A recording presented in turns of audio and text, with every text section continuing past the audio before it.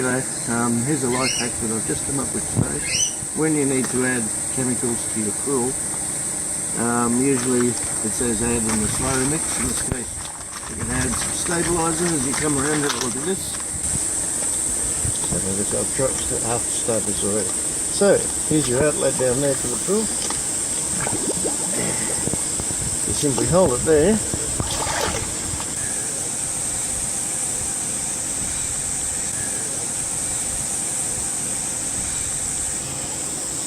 And essentially you can also, depending on what it is,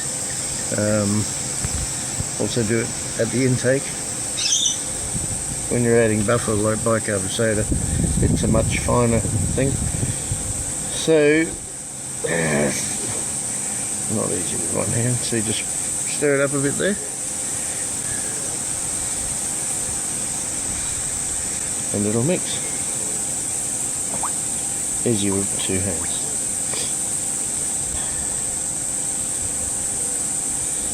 That should be enough to give you an idea.